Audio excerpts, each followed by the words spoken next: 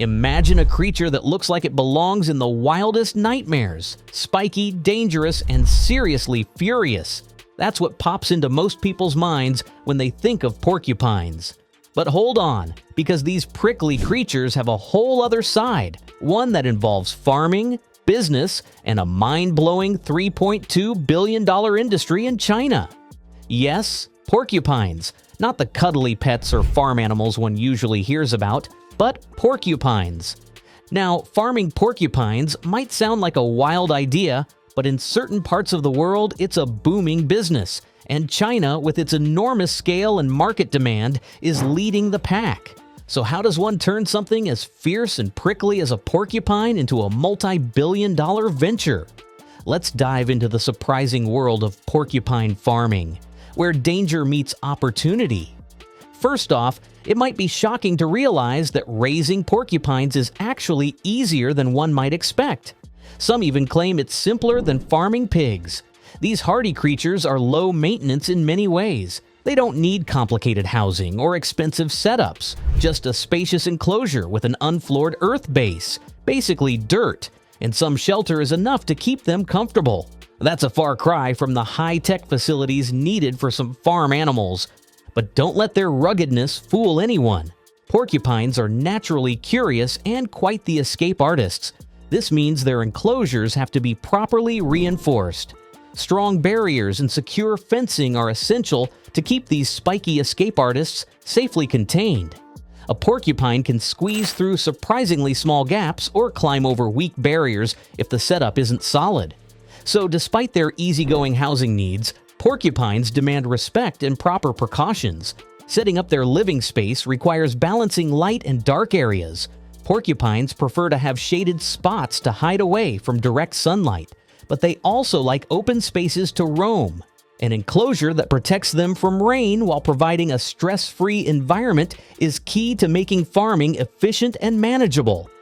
Creating a habitat where porcupines can thrive naturally means less stress for the animals and less trouble for the farmers. Farmers often use spray paint to mark porcupines for tracking and management. It might sound strange, but marking them makes handling large groups easier. There's even a rare breed called the white porcupine, which is fascinating because its quills and fur have less pigmentation due to a genetic condition. These white porcupines are a unique sight on any farm. Now, why exactly are porcupines farmed? The two main reasons are their quills and their meat. Porcupine quills are highly valued for both cultural and practical reasons. Some cultures use quills medically, while artisans craft beautiful jewelry and decorative items from them. It's not just about looks. These quills have significant economic value. Feeding porcupines is surprisingly straightforward but important. Their diet is diverse and nutritious, making them relatively easy to care for. They enjoy a mix of vegetables, tubers, and fruits, leafy greens, sweet potatoes, carrots, bananas, sugarcane, even coconuts. This variety ensures they get the nutrients needed to stay healthy and grow well. Since porcupines are nocturnal feeders, farmers usually provide food in the evening. This way, the porcupines have plenty to eat through the night when they're most active. Porcupines can be quite protective when it comes to food. They often display territorial behavior, growling or making quick movements to warn others away from their meal. Imagine a small, spiky creature fiercely guarding its dinner. It's both amusing and impressive. This behavior means feeding time on a farm requires some careful management to prevent fights. Farmers usually space out food portions to give each porcupine its own area to eat in peace. This reduces stress and helps prevent injuries from aggressive encounters. Some farms even use individual feeding trays or separate small groups during mealtime to maintain order. Observing their feeding patterns also gives farmers clues about health. If one isn't eating, it could signal a problem. Interestingly, porcupines have preferences too, often favoring sweet potatoes or bananas over leafy greens. Their strong sense of smell helps them detect food quickly, especially in low light.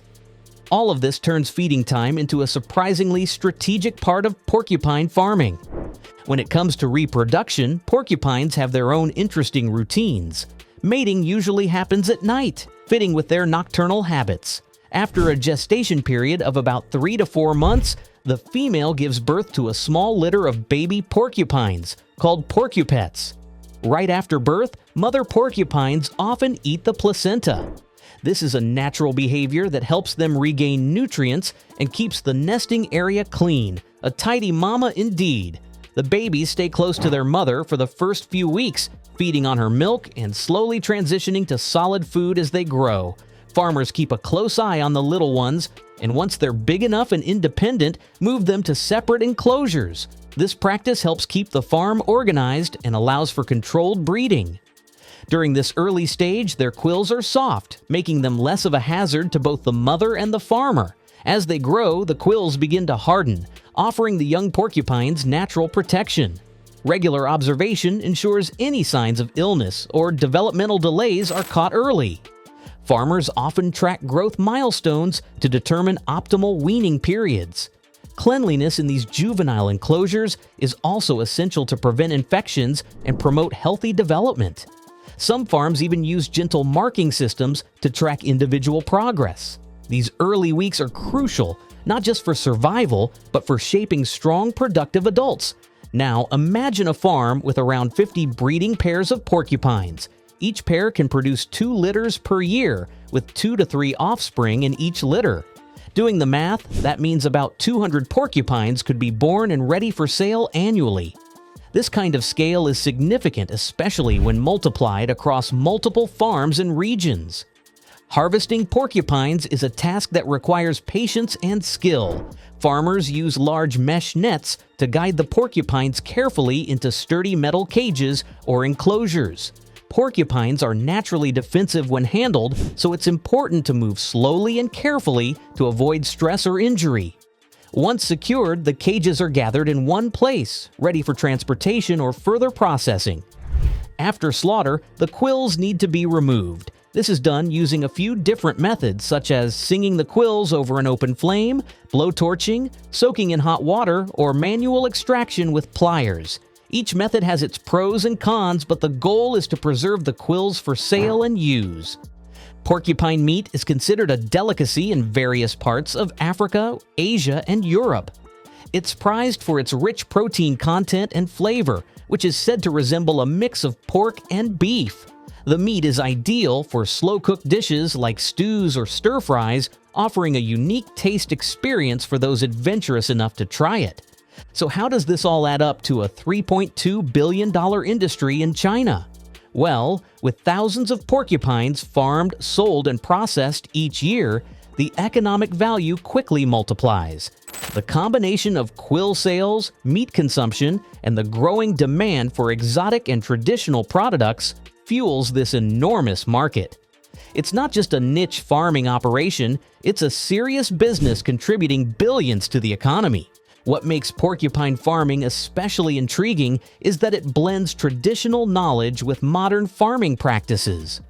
The simplicity of housing and feeding porcupines appeals to small farmers and larger commercial operations alike, and with the demand rising, it's a sector that's likely to expand further in the coming years. The animals require minimal maintenance and adapt well to various climates, making them a low-risk investment for newcomers. Unlike other livestock, porcupines are relatively quiet and don't need constant supervision. Their nocturnal nature also allows farmers to manage them alongside daytime responsibilities. What's even more fascinating is that porcupines are resilient creatures, often with fewer health complications than traditional farm animals. The cost-effectiveness of their care makes them highly appealing in rural economies. And as awareness spreads through social media and success stories, more farmers are beginning to see porcupines not just as wild creatures, but as valuable agricultural assets. But it's not without its challenges. Porcupines are dangerous animals, and their quills can cause serious injury. Handling them requires care and respect for their natural defenses. Escape attempts by these sharp and curious animals mean that farms must maintain secure enclosures or risk losing valuable stock. In a way, porcupine farming is a lesson in balancing nature's wild side with human enterprise. It takes patience, knowledge, and careful management to turn a prickly creature into a profitable asset. And China's success in this field shows just how effective that balance can be. At the end of the day, the next time porcupines come to mind, it might be worth remembering that behind their fierce exterior lies a surprising story of farming, economics, and cultural value. From their nocturnal habits to their quill crafts, porcupines have carved out a niche that's both dangerous and lucrative. If this peek into the world of porcupine farming was as surprising to watch as it was to learn, there's a whole lot more wild and fascinating content waiting to be discovered. For anyone interested in the weird and wonderful corners of agriculture and animal husbandry, porcupines offer a story worth telling. If this video sparked curiosity, don't forget to like, subscribe, and hit that notification bell for more intriguing stories from the edges of the animal kingdom and beyond. Share your thoughts or questions about porcupine farming in the comments below. The conversation doesn't stop here.